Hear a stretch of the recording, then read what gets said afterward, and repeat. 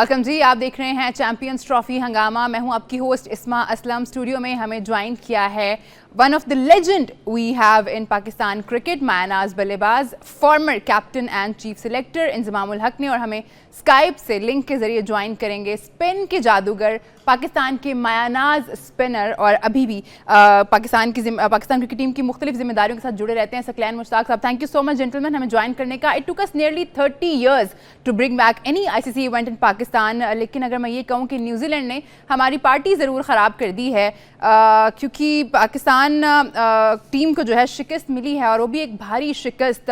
शायद इस तरह का हार की हम उम्मीद नहीं कर रहे थे। इस पर हमने बात करनी है। इंजी भाई, बहुत सारी चीज़ें आज के मैच में हमने देखा है गलत हुई हैं। मुख्तलिफ डिसीजन, स्पेशली कैप्टनसी पे बहुत सवाल उठ रहे हैं। क्या कहना चाहेंगे आप? हार जाना ठीक है, लेकिन जब आप इतने बड़े मार्जिन से हारेंगे पहले मैच में, तो जाहिर है सवाल तो फिर होंगे। अच्छा, मैं ये समझा जिस समय आपने कहा ना कैप्टनसी पे, मैं सेनेटर की समझा कि आप उसकी बात कर रही हो, क्योंकि जी उधर वो है। नहीं जी, रिजवान की कप्तानी पे हमें तो सवाल उठाने हैं, क्योंकि बहुत सारे फ्लॉज नज़र आए हैं।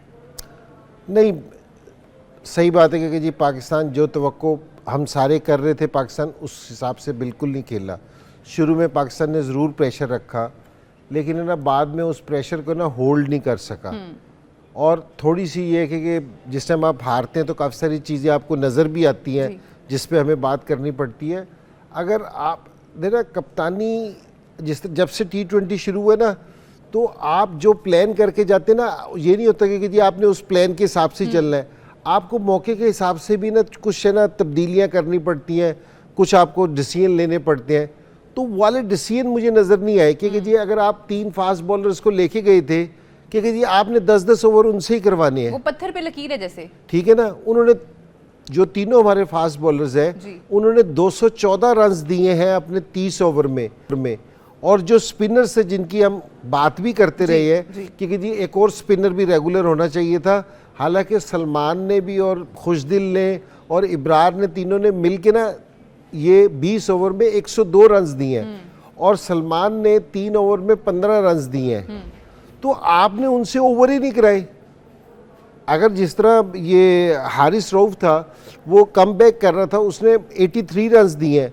अगर वो उससे बॉलिंग नहीं हो रही थी, क्योंकि जी हर ओवर में वो 1 से 2 अच्छी बॉल डाल के उससे लूज बॉल हो रही थी, आप यहाँ थोड़ा सा चेंज करते, यहाँ थोड़ा सा आप अपने स्पिनर्स को लेके आते, थोड़ी सी आप चेंज करते।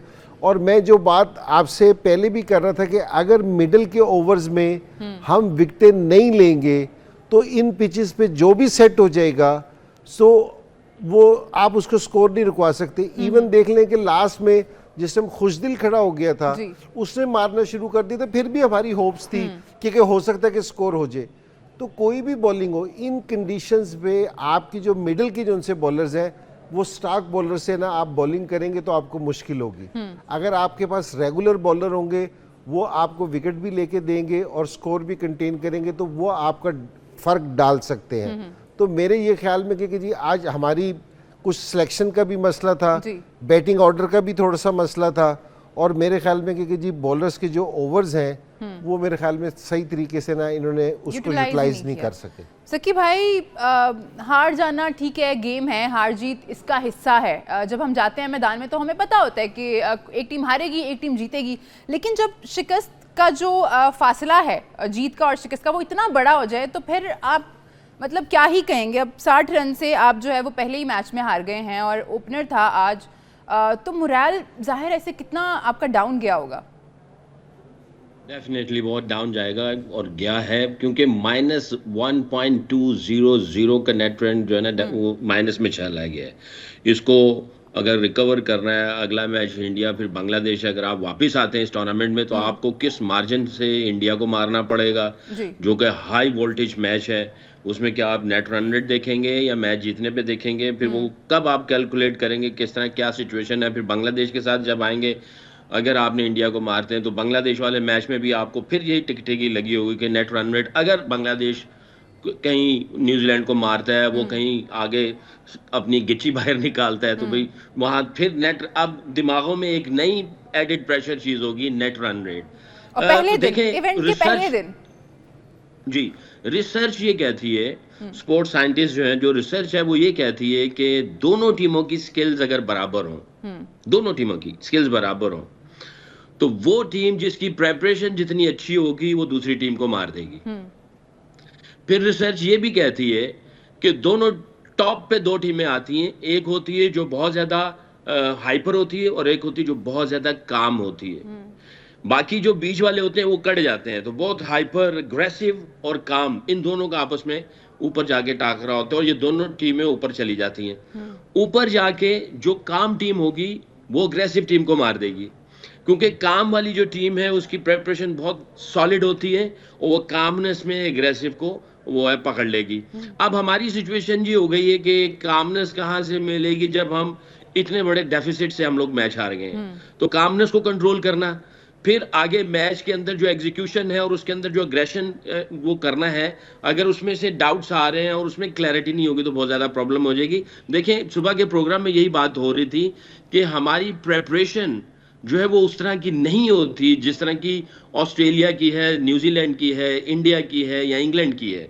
अच्छा, उनके भी इश्यूज आते हैं और जब इश्यूज आते हैं तो उन इश्यूज को हल करने के लिए, क्योंकि बहुत सारी चीजें ऐसी होती जिसमें कंटिन्यूटी चल रही होती, चाहे वो स्पोर्ट्स स्टाफ के एतबार से है, चाहे कप्तानी के एतबार से है, चाहे खिलाड़ियों के एतबार से है और कट फॉर रोल्स उनके रोल्स के एतबार से है।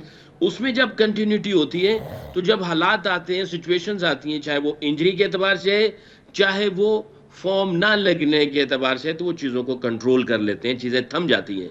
मगर जब कंटिन्यूटी नहीं होगी और फिर जब प्रेपरेशन उस तरह नहीं होगी तो किसी की फॉर्म लगी नहीं हुई है, इंजरी साथ में आ गई है, ये दो चीज़ें प्लस कंटिन्यूटी नहीं है, तीसरी चौथी जो चीज़ है वो ये है कि प्रेपरेशन सही नहीं हो पा रही होती, तो फिर इंशाल्लाह माशाल्लाह पे बातें चली जाती हैं। इसमें कोई शक नहीं है कि ये हमारी टीम जो है इसमें पोटेंशियल है, क्योंकि इन लड़कों के साथ मैंने बहुत टाइम गुजारा हुआ है, मैं इनके साथ ड्रेसिंग रूम में रहा हूँ।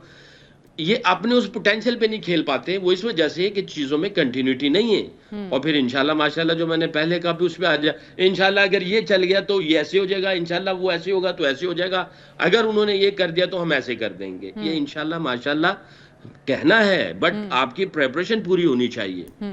प्रेपरेशन पूरी नहीं थी, वो ऐसे लगता था कि न्यूजीलैंड की टीम चाहे वह बॉलिंग है, बैटिंग है, फील्डिंग है, ऑटो पायलट लगा हुआ सारा काम, उनका प्लान है वो एग्जीक्यूट करे, उसी तरह चलने हैं। हमारे यहाँ कोई ऐसा नहीं लग रहा था कि कोई ऑटो पायलट वाला काम हो, हमें समझ नहीं आ रही थी कि हम किस डायरेक्शन में किस तरह जा रहे हैं, हमारा माइंडसेट क्या है, किस तरह गेम बनेगी, किस तरह निकलेगी। वो जो आपको ग्लिम्स नजर आए ना थोड़े बहुत, वो जब आप खेल रहे होते हैं इस लेवल पे जाके, तो प्लेयर जब जोर लगा रहे होते हैं, हिम्मत कर रहे होते हैं, तो आपको वो थोड़े थोड़े से ग्लिम्स नजर आते हैं, 2-2, 3-3, 4-4 ओवर के, कि आपने बॉलिंग के एतबार से, बैटिंग के एतबार से या फील्डिंग के एतबार से आपने ऑपोजिशन को थोड़े से धचके दिए, थोड़े से पंच थ्रो किए, वो आप कर रहे होते हैं। बट ओवरऑल अगर देखा जाए तो बिल्कुल ऐसा नजर नहीं आ रहा था कि हम कंफर्टेबल सीट पे बैठे हैं। We were panicking, honestly speaking. New Zealand ने बहुत खूबसूरत क्रिकेट खेली है। इंजी भाई, सकी भाई जो बात कर रहे हैं कि हमें लगा ही नहीं, वो 1-2 झटके हमने ज़रूर दिए जो हमें विकेट्स मिल गई पहले से 10 ओवर के बीच में, वो 2-3 उसके बाद हम वो भी विकेट्स नहीं ले सके। और जो उनके बैटर्स जैसे आप बात करते जो सेट हो गए थे, जैसे हमने 2 सेंचुरीज करा दी पहले ही मैच में, तो किसी भी टाइम पे ना ऐसा लगा नहीं कि हम मुकम्मल तौर पे मैच में हैं।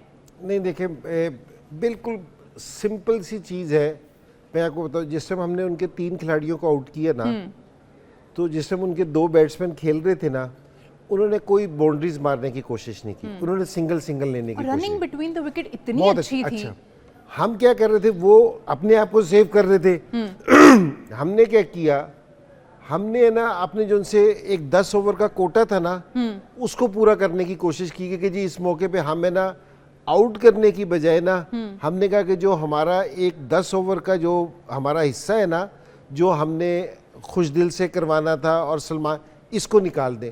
वो इसको इनको 4-4-5 करते करते ना वो सेट हो गए। जिस टाइम वो सेट हो गए ना, उसके हिसाब से उन्होंने फिर अपनी एवरेज ले ली। तो ये वाली चीज़ है ना, बड़ी इंपॉर्टेंट है, बिल्कुल सिंपल सी चीज़ है, कोई रॉकेट साइंस नहीं है कि जब तक आप रेगुलर बॉलर्स के साथ नहीं खेलेंगे, आपके पास विकेट टेकिंग ऑप्शन नहीं होगी, स्पेशली मिडल के ओवर्स में, ठीक है, तो आप है ना दूसरी टीम को इन फ्लैट पिचेस पे अगर आप आउट नहीं करेंगे तो आप है ना इनको स्कोर नहीं रुकवा सकते। तो और दूसरी चीज ये कि आज बॉल आपने स्पिन होता हुआ देखा, क्योंकि जी स्पिन हो रहा था। इब्रार जो आपको इतने अच्छे टच में नजर नहीं आ रहा था, आज बड़ी अच्छी उसने बॉलिंग की, 47 रन दिए उसने 10 ओवर्स में। तो इसका क्या मतलब था, यहाँ फौरन आपको डिसीजन ये करना था कि जी स्पिनर्स के लिए ना उनको खेलना आसान नहीं हो रहा कि मैंने स्पिनर से ज़्यादा ओवर करवानी है, ठीक है। तो आपने ना वहाँ फास्ट बॉलर से आप है ना बॉलिंग करवाते रहे। आपने ना जहाँ आउट करने की बात शुरू में जिसने वो नए बैट्समैन आए थे ना, वहाँ आपने हमला करवाना था, जहाँ आप है ना उसको लेके आ गए। आप थोड़ा इजी हो गए वहाँ पे।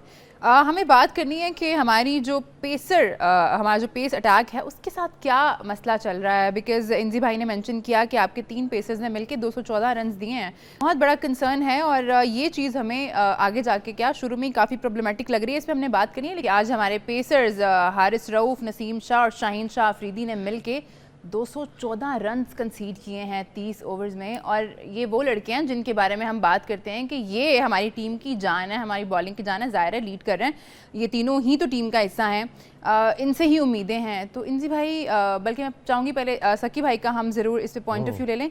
सकी भाई, what do you make out of it? मतलब अगर आपके जो पेसर्स हैं वो आपको विकेट्स नहीं दिलवा रहे हैं, जो उनका रोल है वो प्ले नहीं कर रहे हैं, तो फिर आप किससे उम्मीद रखेंगे? जी, इन्हीं से ही उम्मीद रखनी है, और तो कोई है ही नहीं जिससे उम्मीद रखी जा सकती है। देखें, एक दो तरह के अंदाज होते हैं आउट करने के। एक होता है कि आप ट्रैप करते हैं, आपके टैक्टिक्स इतने अच्छे हैं कि आप ट्रैप करके आउट करते हैं, और दूसरा अंदाज होता है कि आपको बचना इतना आता है कि आप क्रिएट करते हैं डॉट बॉल और प्रेशर बिल्डअप करते हैं, और आपको बचते बचते जो है वो अगला बैट्समैन गलती करता है और आपसे आउट हो जाता है। तो मुझे नहीं लग रहा था कि यहाँ पे कुछ टैक्टिक्स नज़र आ रहे हों। भाई स्विंग जो है वो आउट स्विंग करते करते कोई एक इन स्विंग आया, या फ्रंट फुट पे खिलाते खिलाते कोई बैक फुट पे ले गए, कोई वेल डायरेक्टेड बाउंसर्स अच्छे गए हों जो सीधा ही इसके मुंह पे आए हों, कोई यॉर्कर अच्छे से लगे हों, कुछ इस तरह की चीज़ें नज़र नहीं आ रही थी। और अगेन कोई प्लान नज़र नहीं आ रहा था। I don't know why. जैसे इंजी भाई ने जो बात की, मैं 100% एग्री करूंगा कि आप जब इस तरह सिचुएशंस नजर आती हैं आपको, तो जो मैं हमेशा से कह रहा था कि ये दो बॉलरों को 70-30 का कोई रेशो इन्होंने डिवाइड किया हुआ है जो लग रहा है, और वही हुआ कि अगर राइट हैंडर बैट्समैन है तो 70% खुशदिल करेगा बॉलिंग, वो जो 20 ओवर हैं 70% वो और 30% इस तरफ। अगर आप 70-30 इधर करते हैं और अगर आ जाते हैं लेफ्ट हैंडर, तो उस्मान अली आगा जो है वो 70% बॉलिंग करेगा, यानी अपने 7-8 ओवर करेगा, वो 2-3 ओवर करेगा। तो अगर आप इन सोचों में हैं तो फिर आप ये 20 ओवरों को प्लान कर रहे होते हैं कि ये 20 ओवर किस तरीके से निकाले जाएं, और उनके आपने बाकी को 30 ओवर आपने पहले से डिसाइड किए हुए हैं। और उस तरफ आपके जो टैक्टिक्स हैं आउट करने के, वो अगर बाजुकात बॉलर्स भी ऐसा होता है कि उसका जहन नहीं चल रहा होता, उसको समझ नहीं आ रही होती, और आपको जो है अंदर की जो कम्युनिकेशन है वो बहुत इंपॉर्टेंट होती है। बाहर के मैसेजेस बहुत इंपॉर्टेंट होते हैं कि बाहर से मैसेज क्या चल रहा है, कि भाई किस तरह अटैक करना चाहिए या किस तरह इनको क्वाइट रखना चाहिए, प्रेशर किस तरह क्रिएट किया जाएगा। वो कम्युनिकेशन, वो मैसेजेस जो हैं वो मुझे उस तरह महसूस नहीं हुए। जो जाहिर है टीवी पे देखते हुए वो उस तरह पता नहीं चल रहा था कि क्या कोई कम्युनिकेशन चल रही है, कोई मैसेजेस जा रहे हैं, वो मुझे उसका थोड़ा लैक नज़र आया। और ये जो इनके जो 20 ओवर थे किसी तरीके से खुशदिल शाह के और सलमान अली आगा के, इनको गुजारने के चक्कर में सोचें कुछ ज़्यादा थी। तो आपके मेन बॉलर जो हैं उनको अगर आप थोड़ा सा डिवाइड कर देते, एक एक 2 ओवर इनको दे दिए जाते, सलमान अली आगा को थोड़ा सा और ब्रेसवेल के आप देखें कितना आउटस्टैंडिंग किस्म का स्पेल किया है। मैं ये समझता हूँ उसी ने जो डॉट क्रिएट करके डाउट क्रिएट किए हैं ब्रेसवेल ने, और इसी तरह सेंटनर ने अर्ली ऑन डॉट क्रिएट करके डाउट क्रिएट किए हैं हमारे बैटर्स के। तो ये भी इस तरह कर सकते थे, डॉट से डाउट क्रिएट होता है, डाउट क्रिएट होता है तो आपको विकेट मिलती है, तो आप थोड़ा सा इस साइड पे भी जा सकते थे। लेकिन सकलैन, मेरा एक सवाल ये है कि जी अगर आपने पहले से प्लान बना लिया था कि जी लेफ्ट हैंडर को ये बॉलिंग करेगा, राइट हैंडर को ये करेगा, तो आप भी ऑफ स्पिनर हो, आपने कभी राइट हैंडर को आउट नहीं किया? कभी भी ऐसा होता नहीं है। आजकल मुझे ऐसा लगता है कोई इस तरह की बहुत सारी आवाजें सुनने में आ रही होती हैं कि यार लेफ्टी आएंगे तो ऑफ स्पिनर लग जाएगा, राइटी आएंगे तो लेफ्ट आर्मर लग जाएगा। मैं ये समझता हूं अगर इस तरह की सोच है बॉलर की भी और कैप्टन की, तो वो बॉलर अभी इस लेवल का मटेरियल नहीं है, उसको इस लेवल तक अभी तैयारी उसकी नहीं हुई है। आप उसके ऊपर खुद ही डाउट क्रिएट कर रहे हो, आपको उसके ऊपर उतना बिलीफ नहीं है। क्योंकि डोमेस्टिक क्रिकेट में मैं जब यहाँ पे हम लोग चैंपियंस कप जो कर रहे थे, तो इस तरह की ना बात होनी चाहिए ना जहन होना चाहिए। तो आई थिंक मुझे ऐसा लगा है, भाई बहुत दूर से बैठा हुआ हूँ तो टीवी पे देख रहा हूँ, तो मुझे ऐसा लगता है कि इस तरह की चीजें जो है ना, वो आई थिंक इट्स कैंसरस। इसको जहनों से निकालना पड़ेगा। खुशदिल शाह को, सलमान अली आगा को इन चीजों से निकलना पड़ेगा, कैप्टन को इन चीजों से निकलना पड़ेगा। उसको बिलीव होना चाहिए, नहीं तुम कर सकते हो। अगर लेफ्ट आर्मर हो, लेफ्ट हैंडर को तुम आउट करोगे। सेंटनर तो ऐसा नहीं करता, ब्रेसवेल तो ऐसा नहीं कर रहा, वो तो नहीं सोचते ऐसे, और जैम्पा कभी भी ऐसा नहीं सोचता था, और भी जितने स्पिनर्स हैं वो ऐसा नहीं सोचते। बट ये मेरी अपनी एक ऑब्जर्वेशन है बहुत दूर से, और जो मेरा पीछे एक्सपीरियंस हुआ है चैंपियंस कप का, तो उसमें जो आवाज़ें सुनी है मुझे उससे ऐसा लगता है। तो आई थिंक इस तरह की अगर सोच होगी, आपके पास कभी भी वर्ल्ड क्लास स्पिनर नहीं बन पाएगा, और कभी भी वर्ल्ड क्लास स्पिनर होगा नहीं आपके पास। कैप्टन को भी ये अल्फाज बंद कर देने चाहिए, हेड कोच को बंद कर देने चाहिए, और स्पिनर्स को अपने दिमाग से ये चीज़ें निकाल देनी चाहिए। इंजी भाई, सकी भाई ने एक बात की थी, उन्होंने कहा कि हमें टैक्टिक्स नज़र नहीं आए हमारे पेसर्स में, वो शायद एक ही तरह की बॉलिंग किए जा रहे थे। आपको इसकी वजह क्या लगती है? जो सकलैन बात कर रहे हैं ना, प्रिपरेशन हमारी वो कम थी। अब बिल फर्ज के कि जी ये कोचेस भी बाहर बैठे हैं, सारा मैं रिजवान को कहना शुरू कर दूं, जिस तरह भी सकलैन ने कहा, मैसेजेस भी बड़े अहम है। बाहर कोचेस पूरी एक टीम बैठी है, एक अंदर खेल रही है, एक बाहर भी बैठी है टीम। अब साउथ शकील को आपने इतने बड़े टूर्नामेंट में नंबर 3 खिला रहे हैं, आज के क्रूशल मैच में आपने उसको ओपन करा दी, उसका पूरा रिकॉर्ड उठा के देख लें, उसने कभी वनडे में ओपन नहीं की, किसी लेवल पे ओपन नहीं की उसने। और फिर आपने इसका नतीजा भी देखा ना, 10 ओवर्स में आप 20 रन कर रहे हैं। 20 रन। तो रिजवान जो नंबर 3 पे खेल रहा है, पहले तो ये कि कीपर बैटिंग क्यों नहीं करता ऊपर टॉप ऑर्डर पे, कि जिसने वो 50 ओवर करके आता है ना, तो उसके लिए मुश्किल होती है कि जी वो इसलिए 5वें 6ठे नंबर पे खेलता है। जी।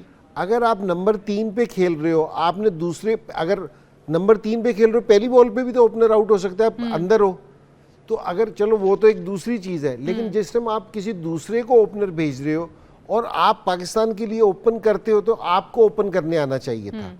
और शुरू में जहां आप 320 चेज कर रहे होते हैं ना, दूसरी टीम के ऊपर प्रेशर डालने के लिए पहले 15 ओवर बड़े ज़रूरी होते हैं। कि अगर यहाँ हमारा पहले 15 ओवर में अगर हमारा 70 से 75 स्कोर लगा हुआ होता, तो पोजीशन बिल्कुल डिफरेंट होनी थी। अगर जो आज मैच देखा है, हमें ऐसा लग रहा था कि हम 10 ओवर में ही मैच हार गए हैं। ठीक है ना, 10, हम किसी भी टाइम मैच में ऐसा नहीं आए कि हम है ना कोई 10 ओवर के लिए, 5 ओवर के लिए हैवी हुए हो। तो ये छोटी सी चीजें हैं, अच्छा, इसको सीखना चाहिए।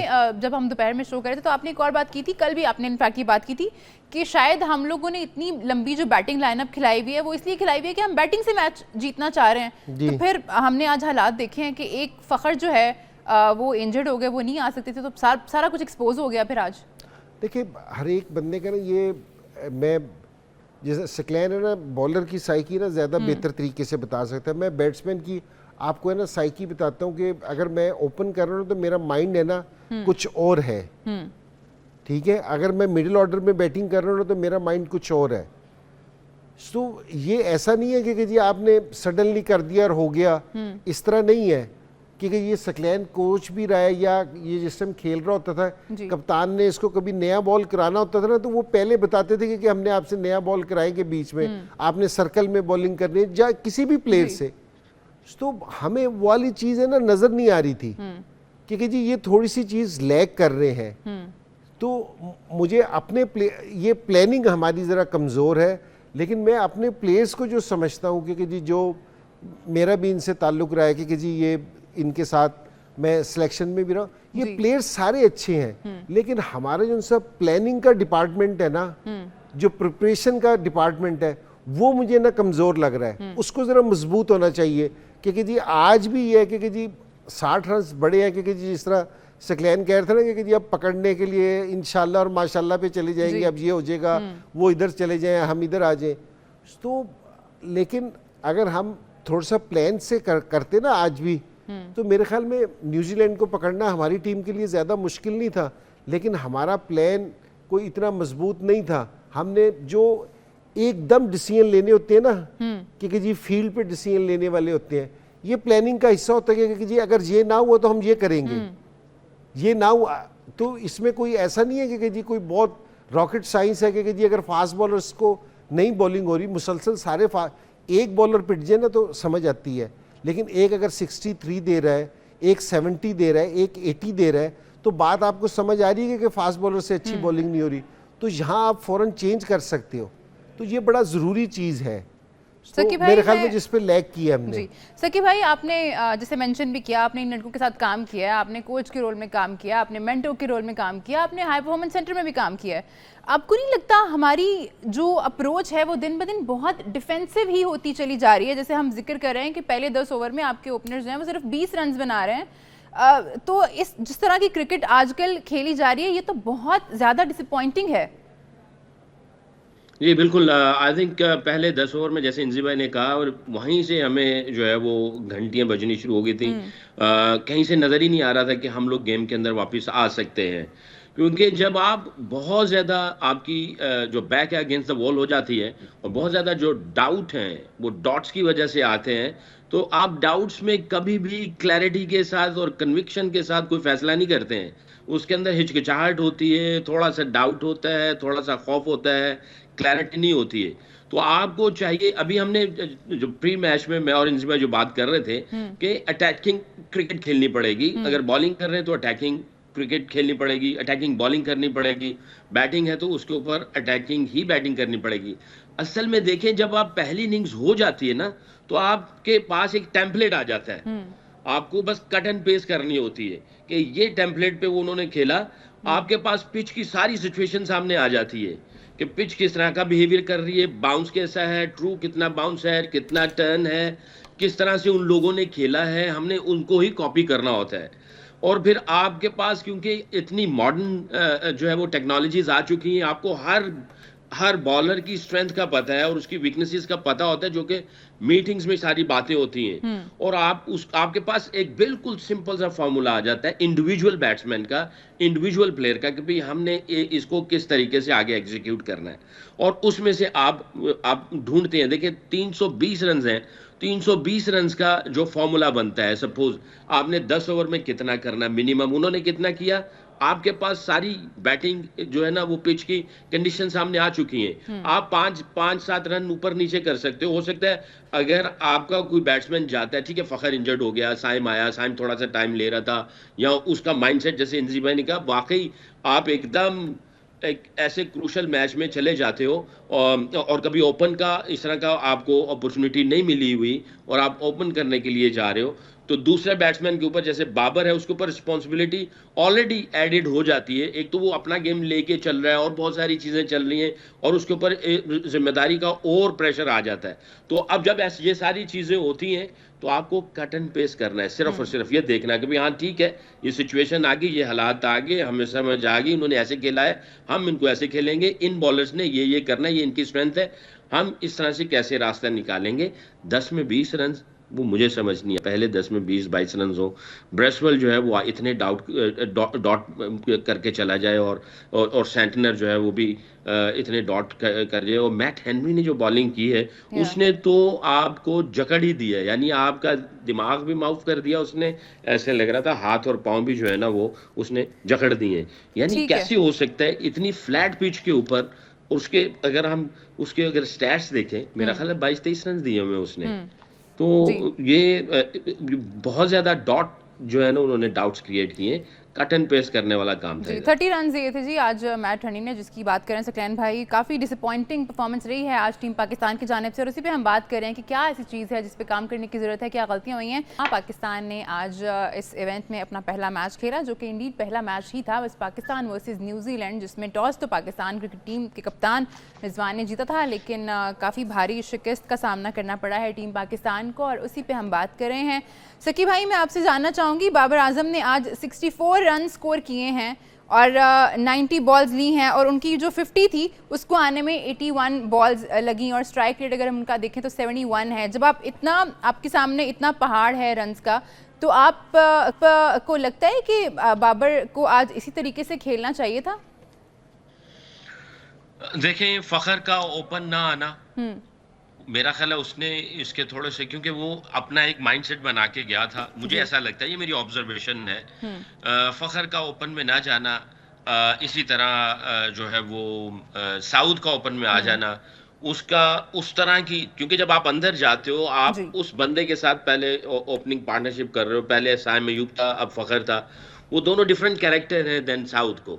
तो वो जब आपको डिफरेंट कैरेक्टर मिलता है तो आपकी सोचें थोड़ी सी मुंतशिर होती हैं, आप रीशफल करते हैं और रीप्लान करने की कोशिश करते हैं, जिसकी वजह से आपको उस तरह की क्लैरिटी नहीं मिलती है। खैर, साउथ का आउट होना, फिर उसके बाद रिजवान का आना, रिजवान का आउटस्टैंडिंग कैच कर दिया, क्या बॉडी लैंग्वेज थी न्यूजीलैंडर्स की, और जो ग्लेन फिलिप है उनका सुपरमैन है, और अजीब सी एनर्जी लेके आता है वो बंदा टीम के अंदर।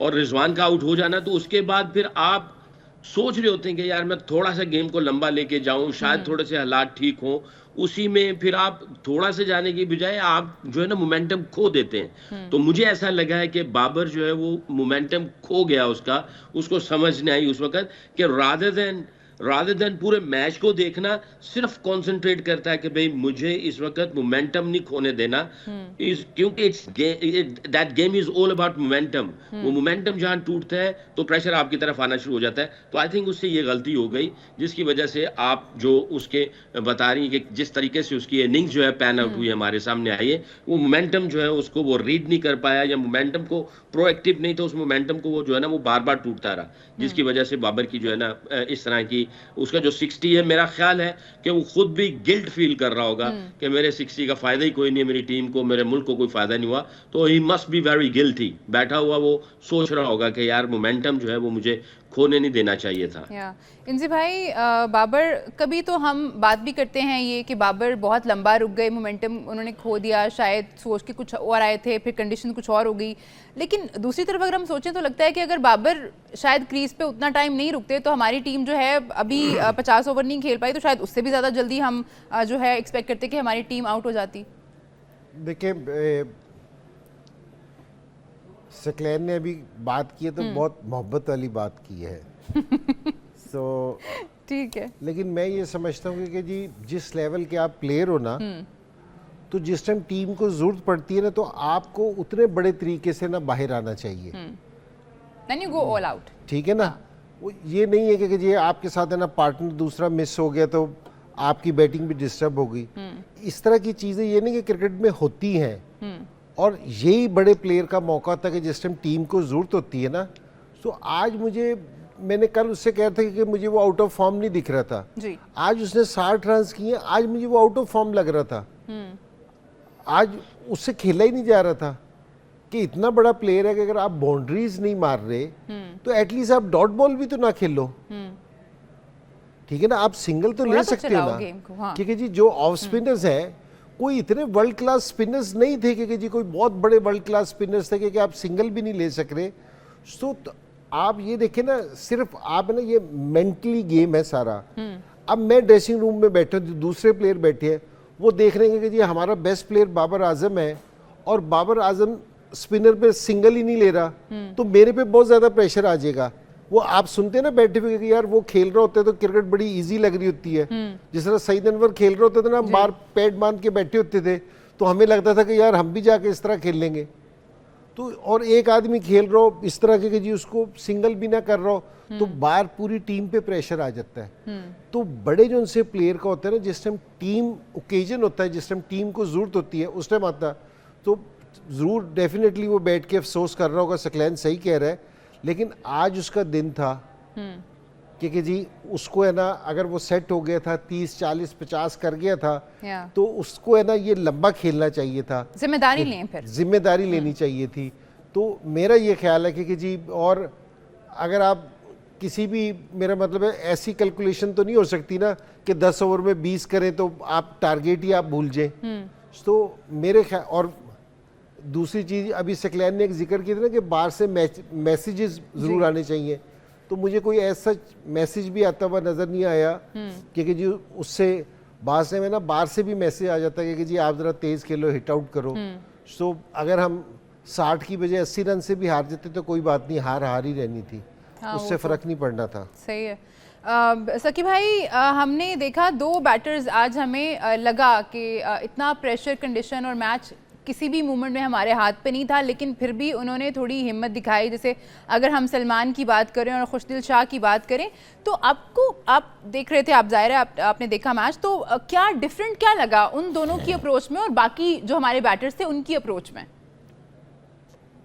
देखिए, जो इंजी भाई ने भी बात की ना माइंडसेट की, माइंडसेट जब आपका स्विच होता है और आप माइंडसेट में प्रोएक्टिव होते हैं और रन्स की तलाश में होते हैं, तो सारी चीजें आपके जो है ना वो मिजाज के मुताबिक और आपकी जो जैसे आप चाहते हैं वैसा होना शुरू हो जाता है। जब आप कैलकुलेशन में चले जाते हैं और आप बहुत ज्यादा बारीकियों में पड़ जाते हैं ना, तो फिर आप मोमेंटम भी खो देते हैं और जो आपको जिस तरह की गेम खेलनी है, क्योंकि बॉलर जैसे इंजिमे ने बात कही कि मैं बैटिंग का माइंडसेट बता सकता हूँ।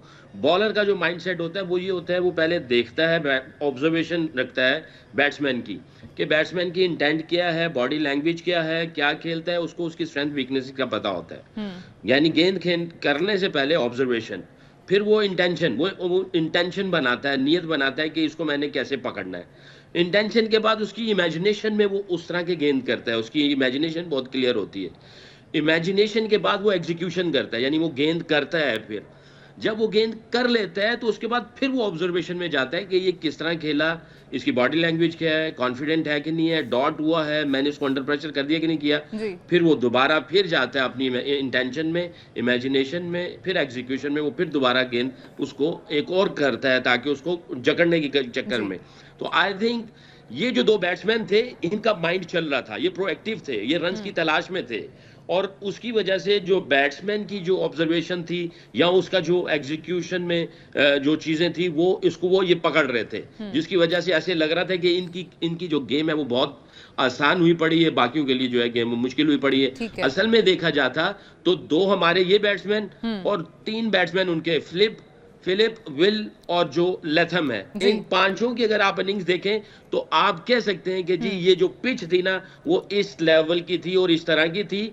उन्होंने जो 320 किया, मैं ये समझता हूं इस पिच पे जो पार स्कोर था वो 340 प्लस होना चाहिए था। उन्होंने भी 20 जो है ना रन थोड़े कम किए हैं, क्योंकि कुछ ग्लिम्स हमारी बॉलिंग की तरफ से आए थे जिसकी वजह से उनके 20-25 रन कम हुए हैं। तो इन 5 की अगर आप इनिंग्स देखेंगे तो आपको पार स्कोर का फॉर्मूला नजर आएगा। ठीक है जी, हम बात करें हैं आज क्या क्या गलतियां हुई हैं टीम पाकिस्तान से इस पर की है, लेकिन टॉस हमने याद रखना है कि रिजवान ने जीता था और उन्होंने कहा था कि वो पहले फील्डिंग करेंगे बिकॉज ड्यू फैक्टर है।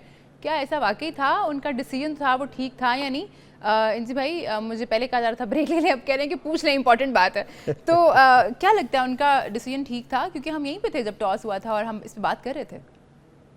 एक तो कराची में शाम के टाइम सारों को पता कि हवा चलती है, तो वैसे पहले तो नहीं होता। अब ज़रा 3-4 दिन से हम सुन रहे थे कि जी ड्यू फैक्टर है, कि जी टॉस बहुत इंपॉर्टेंट है। लेकिन आज भी अगर आप है ना मैच उठा के देखें ना, जिस टाइम सेनेटर वगैरह लास्ट ओवर कर रहे थे 45 ओवर के बाद भी, तो उनका बॉल इतना स्पिन हो रहा था। तो और आपने कहीं भी पूरे दिन फील्डिंग में किसी को रुमाल से बाल साफ करते हुए नहीं देखा। तो मेरा नहीं ख्याल कि जी कोई ड्यू फैक्टर ऐसा था कि जो कोई फर्क डाल रहा था या कोई मुश्किल हो रही थी, तो बॉल भी स्पिन हो रहा था। सारों से बड़ा फर्क ही ये पड़ता है कि बॉल स्पिन होना बंद हो जाता है, उनकी बॉलर्स की ना ग्रिप आना बंद हो जाती है, क्योंकि जी बॉल सीधा रहता है, सीधा बैठ भी आता है। मतलब इससे बड़ी गलती क्या हो सकती है कि आप अपनी कंडीशंस को ही नहीं समझ पा रहे और आप गलत डिसाइड कर रहे हैं। अच्छा, दूसरी चीज ये कि यही यहाँ एक रिजवान को नहीं कह सकता कि जी रिजवान है, कि ये नहीं है कि जी डिसीजन रिजवान लेता है, वो आके बोलता तो है तो लीडर वही, लेकिन ये कि जी पूरी आपके पीछे एक मैनेजमेंट की टीम होती है, सारी चीज होती है। सकलैन भी ये कोच रहा है बड़े अरसे पाकिस्तान टीम का, तो जिस टाइम भी ये किसी भी पिच पे डिसाइड करते होंगे तो ये भी अब मशवरा देता होगा उनको, जाके ये मिलके डिसाइड करते होंगे कि जी इस पिच पे हमने बैटिंग करनी चाहिए, बॉलिंग करनी चाहिए, या क्या बॉलिंग करानी चाहिए, कौन सी बॉलिंग खेलनी चाहिए।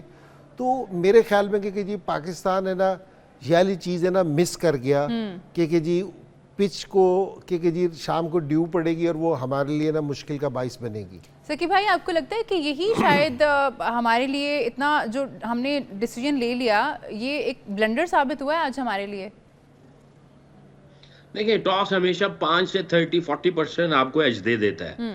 जैसे ड्यू पड़ जाती है तो 30-40% आपको एज मिलती है, ड्यू ना पड़ती तो शायद 5%, क्योंकि पार स्कोर को आप सोच रहे होते हैं कि पार स्कोर कितना होगा, तो 5%, 10, 15, 20, 25, 30% इस तरह होता है। मेरा ख्याल है हम लोग मिस आउट कर गए थोड़ा सा, जैसे इंसी भाई ने कहा। 100% एग्री करूंगा इसके ऊपर। बाजुकात ऐसा होता है कि ड्यू जब नहीं पड़ती है, जब ड्यू नहीं पड़ती है मगर हल्की सी ठंडी सी हवा चल रही होती है या कुछ ऐसा सा होता है, तो गेंद ग्रिप करना ज्यादा शुरू हो जाता है। और कराची में इस तरह बड़ी दफा ऐसा हुआ है। हाँ, ड्यू पड़ जाए तो फिर तो वो होता ही होता है। मुझे तो वो 50-50 का जमाना याद आ गया। वो हमारे 80s में लगा करता था, शायद इंसी भाई ने भी देखा होगा। तो वो जो है वो खबरें दे रहे होते हैं, बता रहे होते हैं, कहते हैं जी आज मतलब बहुत अबरालुद रहेगा। तो यानी अबरालुद का मतलब आई डोंट नो, अब बहुत सख्त उर्दू है, यानी सॉरी अबरालुद नहीं, आज मतलब बहुत क्लियर रहेगा, धूप निकलेगी, साथ ही बारिश होती है और छतरी निकाल के बैठ जाते हैं वो। तो आज लाहौर में भी ऐसा ही मौसम है, खबरें गलत है, बारिश हो रही है। देखें हैं, आज लाहौर का भी मतलब जो है वो अबरालूद है। अच्छा, असल में देखें, ये जो है ना, ये चेकलिस्ट होती है। आप जब किसी जगह पे भी खेलने के लिए जाते हैं तो आप जो है ना वेदर रिपोर्ट को भी चेक करते हैं। एज ए हेड कोच आप इन चीज़ों को देख रहे होते हैं, एज ए मैनेजमेंट देखते हैं कि क्या आया ड्यू पड़ेगी, कितनी ड्यू पड़ सकती है, कब ड्यू शुरू होगी, आपको ये भी खबर लेनी होती है। आपकी चेकलिस्ट में होता है। शुक्रिया सकी भाई, प्रोग्राम का जो वक्त है वो खत्म हो गया है। इंजी भाई आपका भी बहुत शुक्रिया, सकी भाई आपका बहुत शुक्रिया, आप लोगों का भी बहुत शुक्रिया प्रोग्राम में हमारे साथ देने का। आपसे हमारी मुलाकात होगी कल दोपहर 1 बजे। अपना बहुत ख्याल रखिए, देखते रहिए सिटी न्यूज़ नेटवर्क।